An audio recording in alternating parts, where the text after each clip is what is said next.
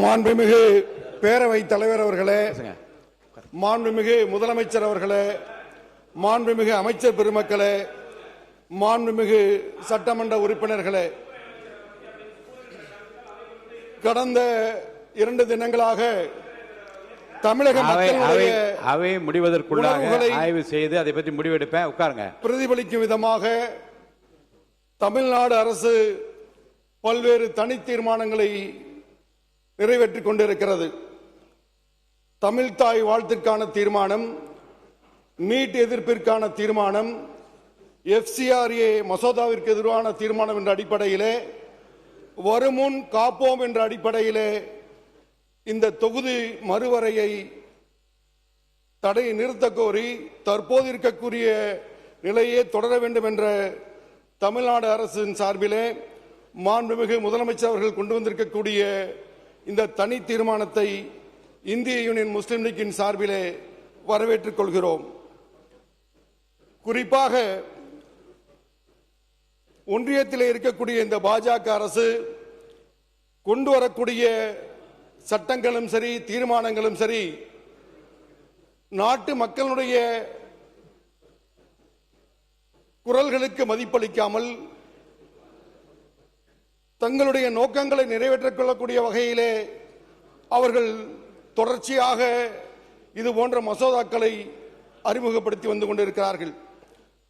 அதிலும் குறிப்பாக இந்த தொகுதி மறுவரை மசோதா என்பது மக்கள் தொகை கட்டுப்பாட்டிலே சிறந்து விளங்கிய தென் மாநிலங்களை அவருடைய குரல்களை நசுக்கக்கூடிய வகையிலே, அதிலும் குறிப்பாக சொல்ல வேண்டும் என்று சொன்னால், அவர்கள் வெற்றியே பெற முடியாத நிலையில் இருக்கக்கூடிய தென்னிந்திய மாநிலங்களில் இருக்கக்கூடிய அந்த நாடாளுமன்ற எண்ணிக்கைகளை குறைக்கவும், அவர்கள் தொடர்ச்சியாக வெற்றி பெறக்கூடிய வட மாநிலங்களிலே நாடாளுமன்ற உறுப்பினர்கள் எண்ணிக்கையும் அதிகரிக்கக்கூடிய ஒரு சூழ்ச்சியாகத்தான் இந்த தொகுதி மறுவரையை இந்த பாஜக அரசு கொண்டு வந்து கொண்டிருக்கிறது. இது ஏதோ மக்களுடைய தொகை பெருக்கம், உறுப்பினர்கள் எண்ணிக்கை அதிகம் என்று அவர்கள் சொல்வார்கள் என்று சொன்னால், உலகத்திலே இருக்கக்கூடிய பல்வேறு நாடுகளிலே பல்வேறு முன்னுதாரணங்கள் இருக்கிறது. உண்மையான தேர்தல் சீரமைப்பு, மறுசீரமைப்பு என்று சொன்னால், ஜெர்மன் போன்ற நாடுகளில் இருக்கக்கூடிய விகிதாச்சார பிரதிநிதித்துவ முறை, குறிப்பாக சிறுபான்மை மக்கள், ஒடுக்கப்பட்ட மக்களுடைய குரல்களை பிரதிநிதித்துவப்படுத்தக்கூடிய வகையிலே விகிதாச்சார முறையில் தேர்தல் நடத்தப்படும் என்று சொன்னால் அதை நாம் ஏற்றுக்கொள்ளலாம்.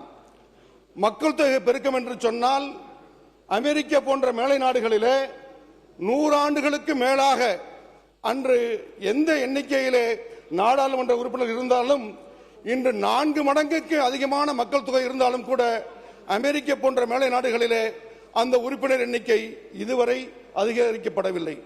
நாடாளுமன்றம் என்பது, சட்டமன்றம் என்பது மக்களுக்கான திட்டங்களை செயல்படுத்தக்கூடிய, சட்டங்களை ஏற்றக்கூடிய ஒரு அவை. அதற்கு தற்போது இருக்கக்கூடிய இந்த 543 என்ற எண்ணிக்கையே போதுமானதாக இருக்கும். அதை தாண்டி அவர்கள் சூழ்ச்சி செய்வது போல அவர்கள் தொடர்ச்சியாக வெற்றி பெறுவதற்கும், மக்கள் தொகை கட்டுப்படுத்திய இது போன்ற தென் மாநிலங்களுக்கு தண்டனை தரக்கூடிய வகையிலே இவர்கள் தொடர்ச்சியாக இது போன்ற சட்டங்களை நிறைவேற்ற நினைப்பதை ஒரு முற்றுப்புள்ளி வைக்கக்கூடிய வகையிலே இந்த தீர்மானம் இங்கே நிறைவேற்றப்படுகிறது.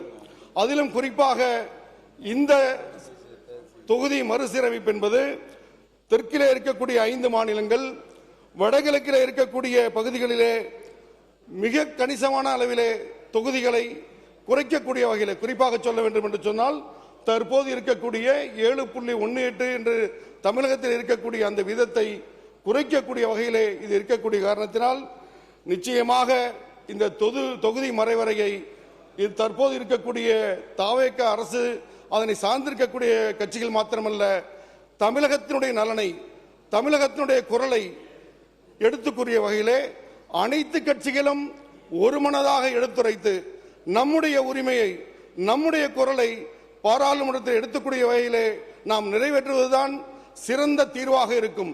இன்னும் மசோதா வடிவமைக்கப்படவில்லை என்ற ஒரு காரணத்தை சொல்லி நாம் அமைதி காப்பது, ஏற்கனவே பலமுறை ஒன்றியத்தில் இருக்கக்கூடிய இந்த அரசு பல வகைகளிலே நமக்கு இன்னல்களையும் சவால்களையும் விடுக்கக்கூடிய ஒரு சூழ்நிலையிலே மாண்புமிகு முதலமைச்சர் அவர்கள் வருமுன் காப்போம் என்ற அடிப்படையில் கொண்டு வந்திருக்கக்கூடிய இந்த தனிநபர் தீர்மானத்தை இந்திய யூனியன் முஸ்லீம் லீக்கின் சார்பிலே வரவேற்று அமைகிறேன். நன்றி, வணக்கம்.